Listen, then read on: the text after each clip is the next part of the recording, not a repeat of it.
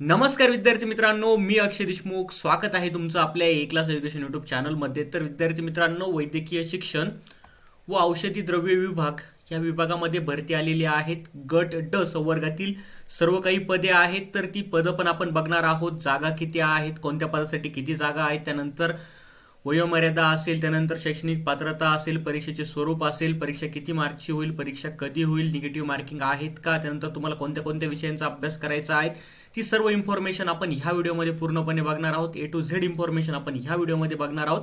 तर व्हिडिओ तुम्ही शेवटपर्यंत बघा. तर आता आपण स्टार्ट करूयात.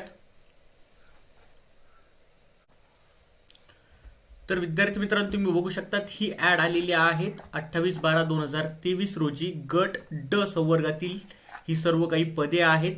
ओके. महाराष्ट्र शासनाच्या वैद्यकीय शिक्षण व औषधी द्रव्य विभाग मंत्रालय मुंबई अधीनस्थ संचालनालय वैद्यकीय शिक्षण व संशोधन मुंबई अंतर्गत भाऊसाहेब हिरे शासकीय वैद्यकीय महाविद्यालय धुळे आणि सरोपचार रुग्णालय ह्या दोन ठिकाणी या दोन संस्थेमध्ये ही भरती होणार आहेत वेगवेगळ्या पदांची. तर त्याबद्दल सर्व इन्फॉर्मेशन आपण बघणार आहोत. ओके. तुम्हाला ऑनलाईन पद्धतीने अर्ज भरायचा आहे ह्या वेबसाईटवरती जाऊन, आणि तुमची परीक्षा ही ऑनलाईन पद्धतीनेच होणार आहेत. ओके. पहिली जी संस्था आहेत श्री भाऊसाहेब हिरे शासकीय वैद्यकीय महाविद्यालय धुळे. यामध्ये प्रयोगशाळा परिचर एकूण पदे किती रिक्त आहेत? 7 आहेत. आणि वेतन श्रेणी किती आहेत? 19,900 ते 62,200. त्यानंतर शिपाईसाठी 5 जागा आहेत. त्यानंतर पहारेकरीसाठी 5 जागा आहेत. या ठिकाणी वेतन श्रेणी दिलेली आहेत. ओके. त्यानंतर शवविच्छेदन परिचरसाठी 5 जागा आहेत. त्यानंतर प्राणीगृह परिचरसाठी 3 जागा आहेत. त्यानंतर दप्तरीसाठी 1 जागा आहे. त्यानंतर परिचरसाठी 1 जागा आहेत. त्यानंतर सफाईगारसाठी 2 जागा आहेत. ओके. तर इतके सर्व पदे श्री भाऊसाहेब हिरे शासकीय वैद्यकीय महाविद्यालय धुळे मध्ये भरली जाणार आहेत. त्यानंतर दुसरी जी संस्था आहेत, जे रुग्णालय आहेत, सरोपचार रुग्णालय धुळे, यामध्ये शिंपीसाठी 1 जागा आहे. त्यानंतर दंत परिचरसाठी 1 जागा आहे. त्यानंतर उद्वाहक चालकसाठी 1 जागा आहे. त्यानंतर वसतिगृह सेवक किंवा मेस सेवकसाठी 1 जागा आहे. त्यानंतर कक्ष सेवकसाठी सर्वात जास्त 31 जागा आहेत. त्यानंतर रुग्णपट वाहकसाठी 2 जागा आहेत. त्यानंतर न्हावीसाठी 3 जागा आहेत. त्यानंतर धोबीसाठी 4 जागा आहेत. त्यानंतर शिपाईसाठी 5 जागा आहेत आणि चौकीदारसाठी 3 जागा आहेत. या ठिकाणी वेतन श्रेणी दिलेली आहेत 15,000 ते 47,600. ओके. त्यानंतर प्रयोगशाळा परिचरसाठी 1 जागा आहे. त्यानंतर माळीसाठी 1 जागा आहे. त्यानंतर कक्ष सेवकसाठी 9 जागा आहेत. त्यानंतर बाह्य रुग्ण विभाग सेवकसाठी 4 जागा आहेत. त्यानंतर सुरक्षा रक्षक पहारेकरीसाठी 3. त्यानंतर प्रमुख स्वयंपाकीसाठी 4 आहेत. त्यानंतर सहाय्यक स्वयंपाकीसाठी 2 आहेत. त्यानंतर स्वयंपाकी सेवकसाठी 5 आहेत. त्यानंतर क्षकिरण सेवकसाठी 3 आहेत आणि सफाईगारसाठी 24 जागा त्या ठिकाणी आहेत. ओके.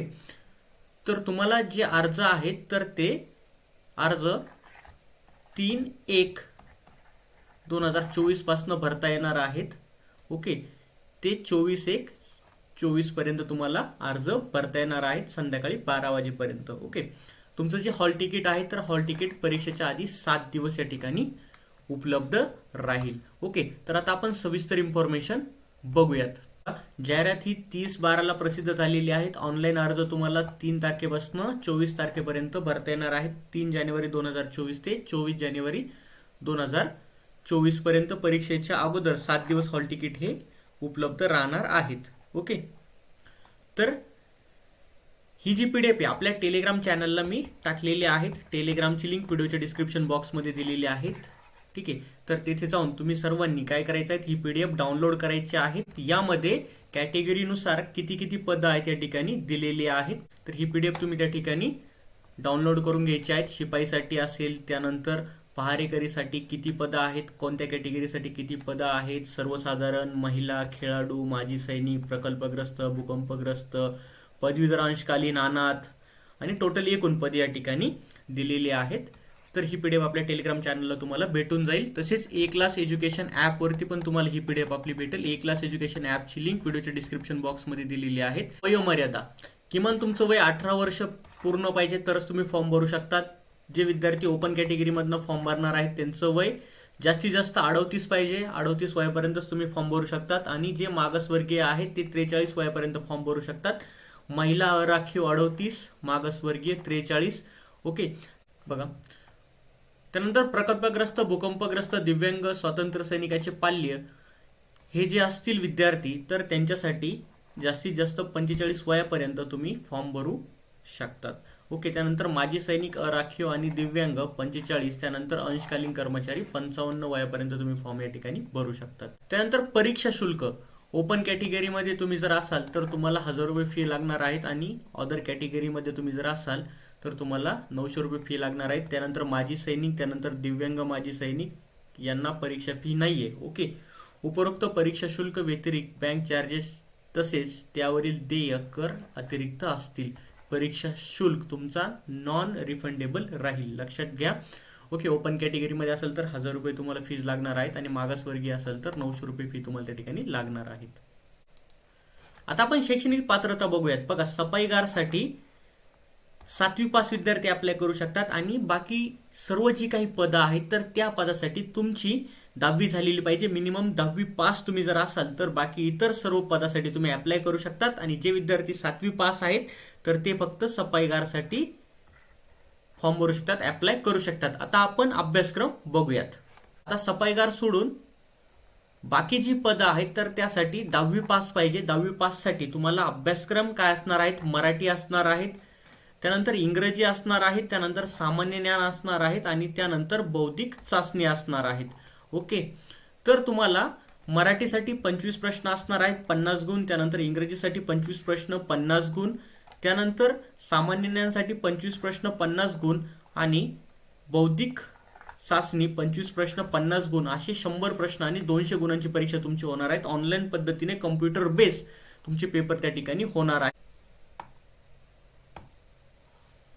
मराठीचा अभ्यासक्रम या ठिकाणी दिलेला आहे. व्याकरण असेल, त्यानंतर सर्वसामान्य शब्दसंग्रह, म्हणी, वाक्यप्रचार, उतार्यावरील प्रश्न, लेखक व कवीचे टोपण नाव, ह्या सर्व घटकांवरती तुम्हाला त्या ठिकाणी प्रश्न विचारले जाणार आहेत. 25 प्रश्न. इंग्रजीमध्ये ग्रामर असेल, व्होकॅब्युलरी असेल, सेंटेन्स स्ट्रक्चर असेल, त्यानंतर तुम्हाला पॅसेजवरती प्रश्न त्या ठिकाणी विचारले जाणार आहेत. त्यानंतर सामान्य ज्ञानवरती चालू घडामोडी असेल, महाराष्ट्राचा इतिहास, भूगोल असेल, भारतीय राज्यघटना, त्यानंतर प्रसिद्ध दिवस, प्रसिद्ध पुस्तके व लेखक, त्यानंतर संगणकाचं तुम्हाला थोडंफार नॉलेज त्या ठिकाणी पाहिजे. तर बौद्धिक चाचणी बघा, बौद्धिक चाचणीवरती तुम्हाला अंकगणित प्लस बुद्धिमत्तावरती त्या ठिकाणी प्रश्न विचारले जाणार आहेत. 25 प्रश्न, 50 गुण.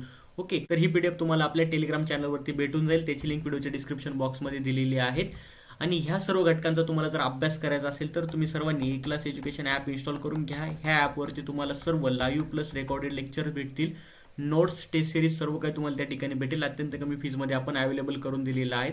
सर्वांनी एकदा ए क्लास एज्युकेशन ॲप इन्स्टॉल करा. याची लिंक व्हिडिओच्या डिस्क्रिप्शन बॉक्समध्ये दिलेली आहेत किंवा प्ले स्टोअरला जाऊन तुम्ही ए क्लास एज्युकेशन टाकलं तर तुम्हाला त्या ठिकाणी ॲप भेटून जाईल. सर्वांनी ॲप इन्स्टॉल करा. त्या ॲपवरती तुम्हाला सर्व अभ्यास त्या ठिकाणी करता येईल. सर्व नोट्स पण भेटेल, टेस्ट सिरीज पण भेटेल. ह्या विषयांच्या सर्व अभ्यास तुम्हाला त्या ठिकाणी करता येईल. ओके.